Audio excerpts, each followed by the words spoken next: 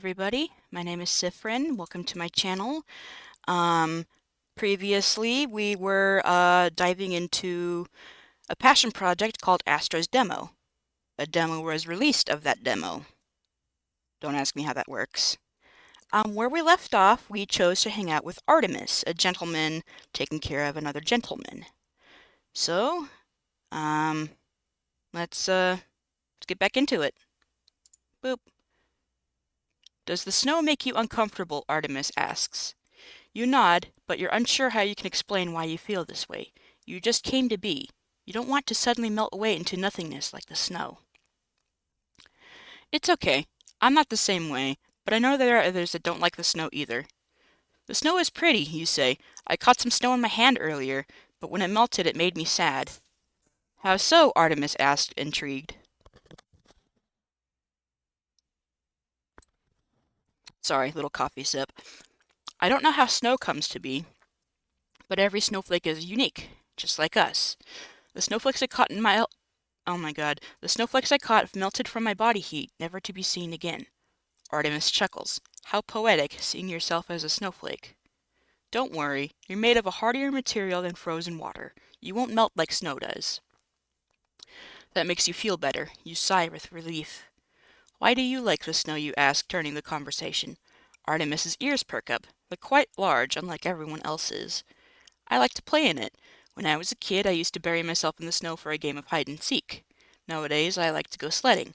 Maybe tomorrow I can show you what sledding is. This makes you smile. I'd like that. Sledding is fun. Despite not doing much together, just sitting here and talking, you feel like you and Artemis have grown closer. What's hide and seek? Oh, hide and seek is a game primarily played by children. A child or multiple children choose hiding spots while another child is dubbed the seeker. The seeker has to find all the others within a period of time. Artemis chuckled to himself. I was so small nobody could find me. What hiding spots did you use when there wasn't snow? Artemis takes a moment to think, scratching his chin. The lighting of the room, though a bit dull, brings attention to the small freckles scattered across his cheeks and nose. It's fuzzy, but I remember hiding in kitchen cabinets, behind couches. I can't remember much, admittedly. What do you mean? Artemis freezes, unsure how to answer. His expression stiffens, then eases up. I ran into a lot of problems growing up. You sense a heavy subject is approaching. You try to diffuse it by saying, you don't have to talk about it.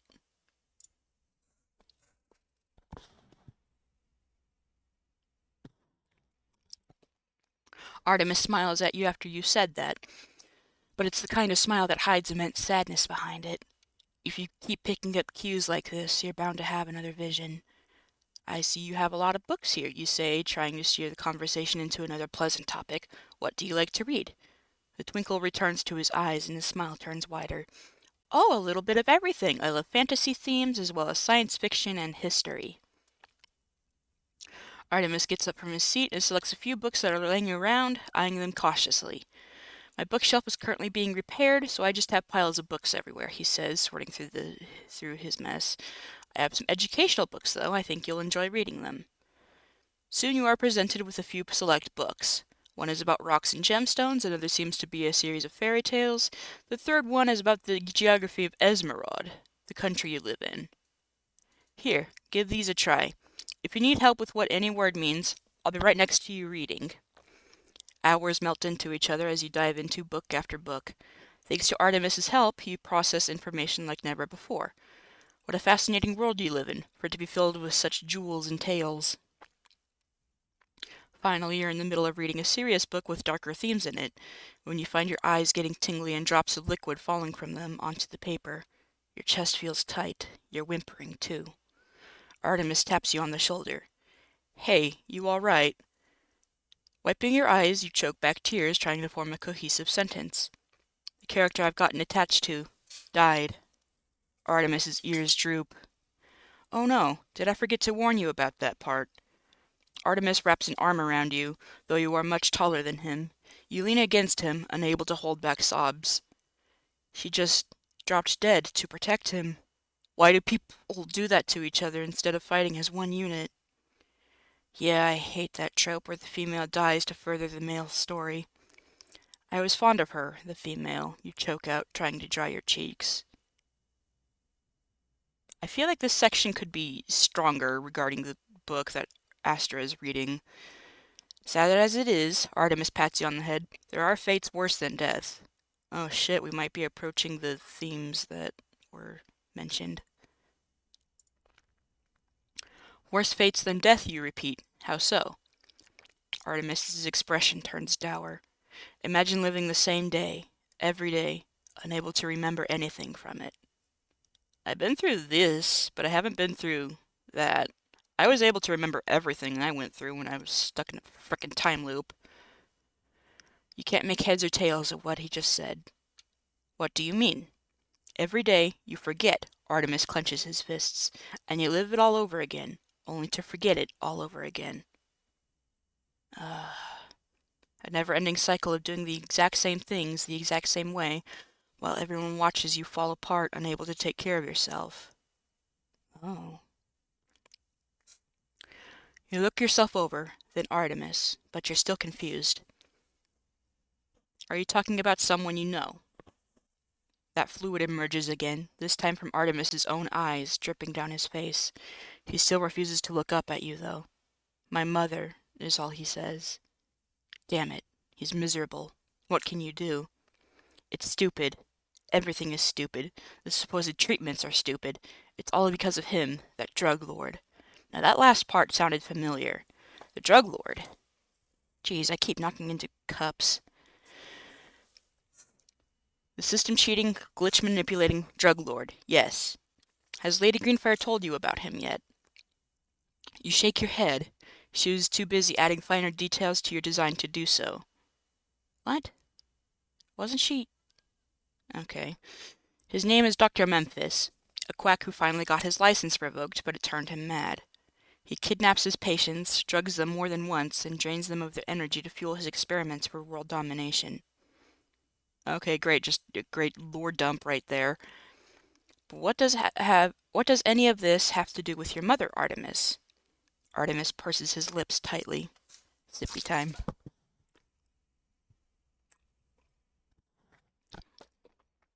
He took advantage of her gullible nature and prescribed her happiness pills. Ignorance is bliss, so now she's always in a state of happiness at the cost of never being able to create new memories. She doesn't even remember me, her own son. Oh, fuck.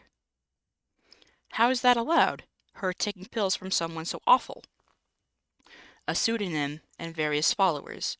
Only we know the truth, but we're seen as batshit crazy. If we remove one follower from giving her those cursed pills, someone else will fill that role, and so on. We need to get rid of the source. Artemis pants with fury and punches the wall, making the room shake. Someone so dastardly truly exists in this world. Still panting, Artemis nods, wiping his nose. Something burns within you. You decide to call it the fire of justice. This passionate flame must be what's burning inside of Lady Greenfyre.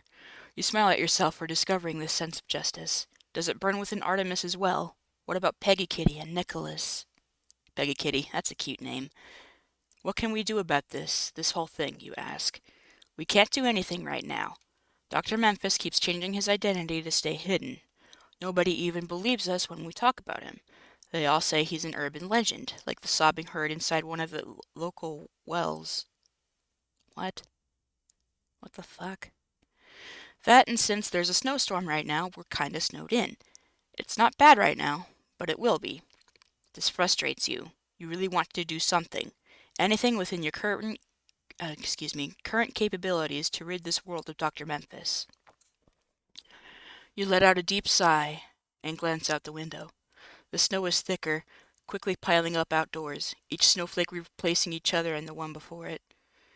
If only you could smother that so-called doctor, or burn him to ashes. You look back at your hands. Do you even have abilities? What are you thinking about now? Artemis asks.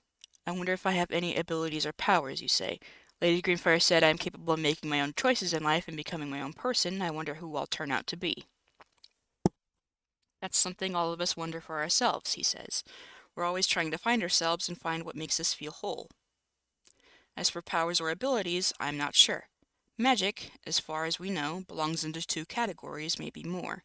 Magic can be something you're born with, or something you learn. Seeing as you were created with magic, literally a magic ritual, it's not off the table that you'd have some of your own magical abilities. Thinking about it some more, Artemis shrugs. You'd have to consult Lady Greenfyre about that tomorrow. Artemis looks at the clock and sighs. Darn, looks like we missed dinner. I'll be right back.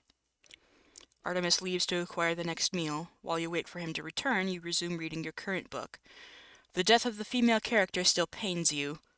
I don't feel close to the supposed female character at all, but the funeral scene a chapter later gives you some closure.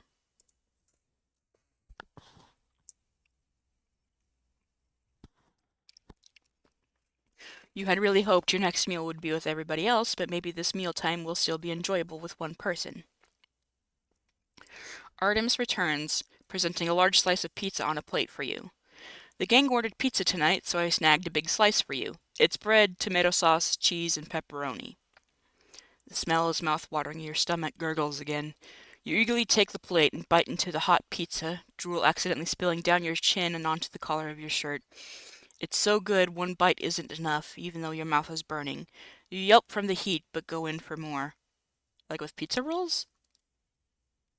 Ah, small bites. Don't choke, Artemis warns, watching you demolish your pizza slice.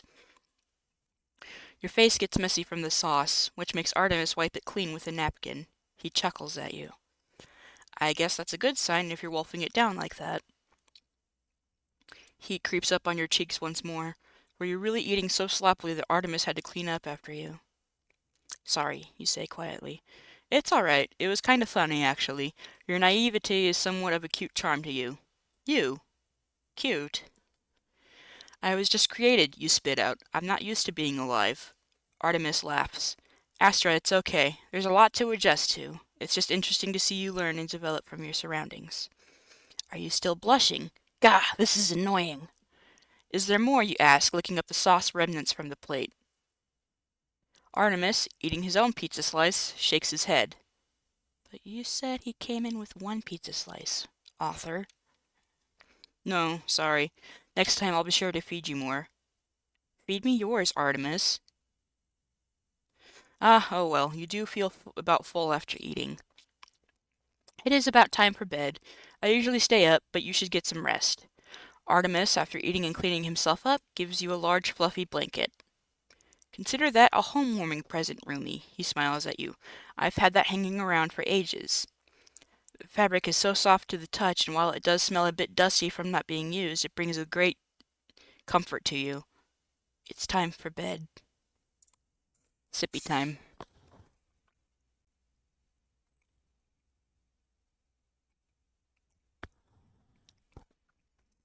Your bedroom is barren, save for necessities such as a bed, wardrobe, bedside table, and lamp.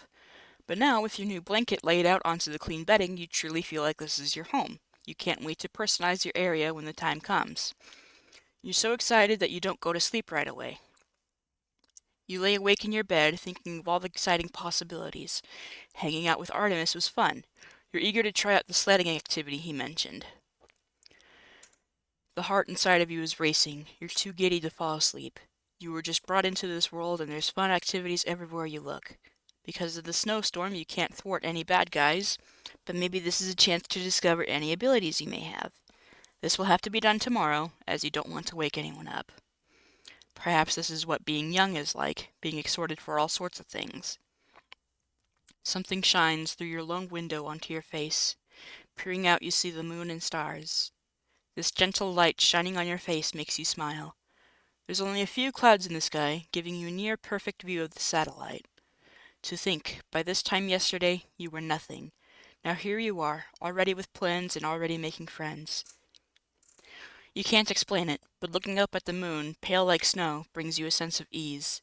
Yes, as long as the moon shines in the night sky, you will fight in the name of justice, whenever that day is. How long are snowstorms anyway? Eventually, moon gazing lulls you to sleep and you dream of blackness. But this isn't a dreamless sleep. You walk around in this blackness, eventually following the sound of miserable sobbing. Oh, oh boy. This is another vision. But why are you having one while you are asleep? Another white figure is on their knees, eyes scribbled out with the same black box. This time the figure bears the likeness of Artemis. She doesn't recognize me. Her own son. The figure whimpers, inky tears sliding down one after the other. You extend a hand to the white figure. Am I gonna get stabbed? The figure doesn't take this kindly at all and swats at your hand. Crimson roads emerge, causing you to step back in shock. It stings. Stay back, the figure yells. You don't understand me. Nobody could ever understand me. You stammer, trying to think of something to say or do. The figure stands up, sharp teeth, geez, I can't speak, gritted hard. But what's this? The figure gets taller and taller. Now they're towering over you menacingly, black tears dripping onto your face. Artemis, it's me, you shout, though futile, excuse me. I'm Astra, we were friends. I was born yesterday. Shut up, the figure lashes at you, spewing black spittle as well. You can't do anything, Astra. Just go and return to the mud you came from. Bitch! You take a stand. You don't know that, Artemis, and neither do I. The figure swings at you. Somehow you're able to dodge, but not the next swing. The figure grabs you with a monstrous claw, squeezing you tightly. It's hard to breathe. Your vision is turning fuzzy. Let me go, you choke out. Cruelly, you're thrown onto the ground, arm detached from your body. Before you can grab it, it crumbles into dust. We were born from nothing and will return to nothing. What's the point of living? You're panting, cold sweat dotting your brow and sliding down your face in large drops. You don't feel any pain, just numbness from where your arm used to be. Everything feels like static. I don't know, you shout. I don't think any of us know. I'm sorry for your mom. Does that mean you get to treat me like some rag doll? The figure roars, making the ground shake. Arrgh! Shut up! Shut up! Shut up! Is this how you treat everyone? You wheeze, trying to steady your vision against the white monster. I haven't known you for very long, but I know that this isn't you. You're nurturing of others, including me, who knew next to nothing. The monster is far too large for you to take head on, but maybe if you focus your energy, a miracle will emerge. Approach the monster, or clear your mind. Alright, I get a feeling we want to experience this fully, so drop a comment below and we'll take the route that you vote on. I can't really do polls, can I?